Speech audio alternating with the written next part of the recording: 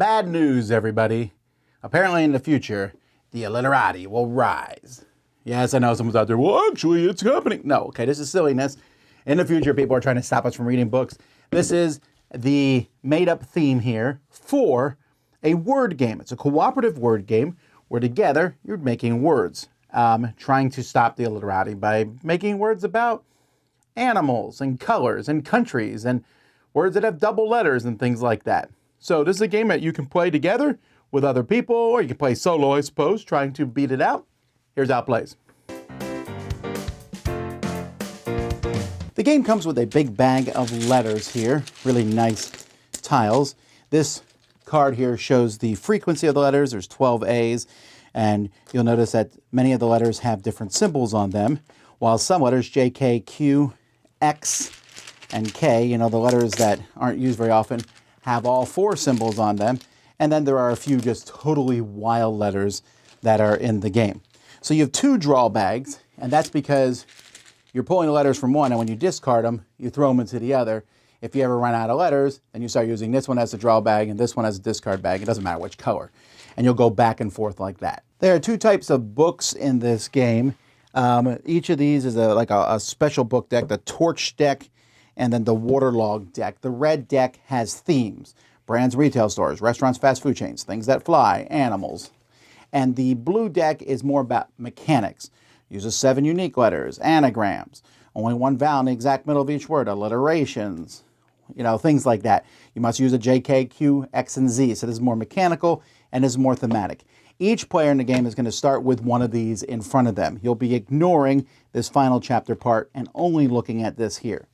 You're also going to be picking a difficulty level. And this shows how many letters you'll be drawing each round. This shows a library limit. These are letters that are in the middle of the table. We'll talk about that in a second. Burn letters. You'll be using this burn tracker whenever you have too many letters in the library. You'll be randomly putting one here, and you have too many, you lose the game. The number of books that each player needs to do. So in an easy game, each player is going to do 1 red book and 1 blue book. Although in a hard book, you do a red, then a blue, then you pick your colors, and you need to do 4 and 6. And then, is the library have to have no letters in it at the end of the game? So I've not yet played on Legendary. I've not beaten hard. I've beaten normal every time I played it. So there's definitely a big jump in between these two. Players are going to start with 5 letters at the beginning of the game in front of them. But at the beginning of each round, depending whatever's in front of you, you will draw 7 letters. So 1, 2, 3, 4, 5, 6, 7. You then have a category. So mine here is, let's pick something that you haven't seen yet. Things smaller than a dime. So I can use these letters, and I'm trying to make words of things that are smaller than a dime. I can also use some letters from the library in the middle of the table, which will start with 3. Or if another player lets me, I can use letters from them, and I can give letters to other players, but that all needs to be congenial. We need to agree on it. Now I can, snot is smaller than a dime. There we go. That's a good word. Let's see, shot. And you say, well, shot is not necessarily smaller than a dime. You're right. But you can make any words you want. And so this is what you're trying to do. You're trying to, quote unquote, survive. By survive, you make as many words as you want, because any letters that players don't use as a group to make any words are going to be put in the middle in the library. And remember, that library has a limit. So in the easy game, we can't have more than 3 letters total in the library. If we do have more than 3 letters, they'll be shuffled face down, one's removed from the game, and put in this burn tracker. So you want to make any words you can, but you're also trying to complete your book. To complete a book, I need to have words that are things smaller than a dime. There needs to be 8 letters total between all the different words that I use, and there needs to be 3 of the yellow symbol. As you can see, not doing that at all. I have the word snot here, but I don't have any of these yellow symbols at all. So maybe I would ask another player to do that to get the letters from them that I need. If that happens, those words will be removed. I'll get rid of the book, and I'll draw another book. So maybe now I'm trying to do all the vowels have to be red, the hearts, and it has to be 8 letters worth. And you're going to go back and forth doing this. The words that you survive with, words that don't necessarily meet the category, or even if you have not finished the category in between rounds, will stay in front of you. And you can rearrange them and stuff. But here's the problem. The Illiterati are going to be attacking. At the end of each round, you'll draw a card, And like this one says, for the upcoming round, each player draws 2 fewer letters. But this one will say, each player discards 2 letters, or you discard a 5-letter word. Well, that's kind of problematic. And here's the thing. When you play these in between each round, if you draw one that's the same picture as someone who already exists, not only will you activate it, you'll activate the old one too.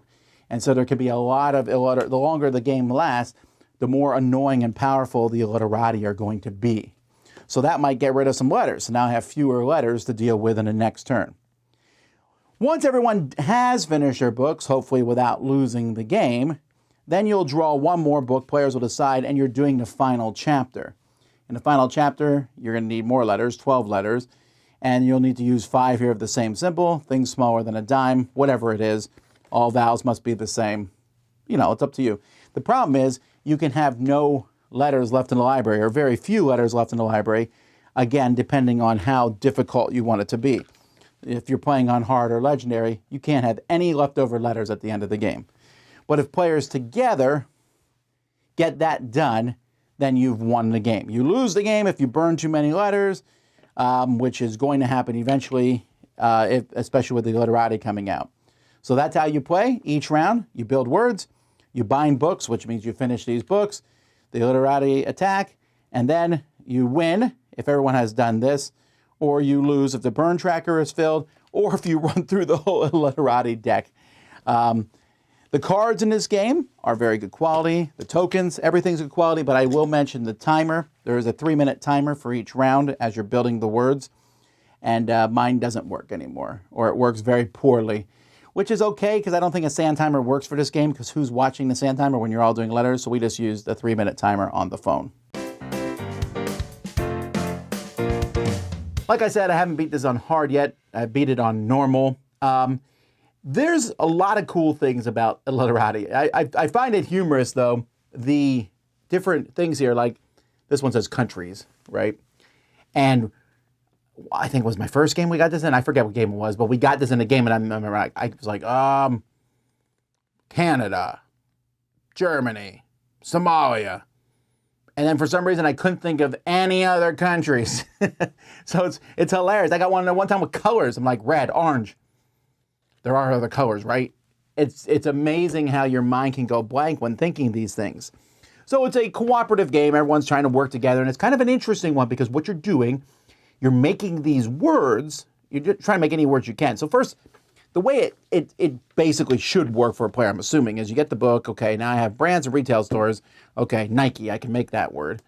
So you make what you can, and then you have the leftover words, and then you're just trying to make any words you can. And there's a lot of shouting and yelling as you're switching letters with the library and off with other people. So where this can be a thing is, there's a couple things I noticed. One, if multiple people have cards that need the same symbols, which that can slow the game down a little bit because there's only so many letters with those symbols out there. And despite, and every time I bring this up, people say that's not a game problem, that's a group problem.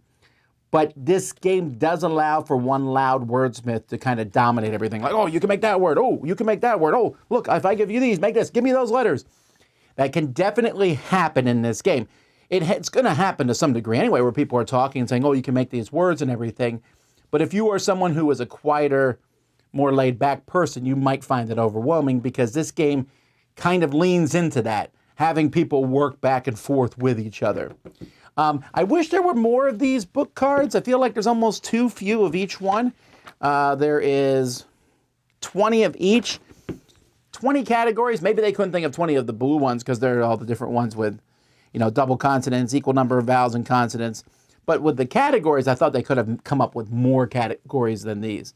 Although the categories are countries and emotions and feelings and weapons and military terms and cities.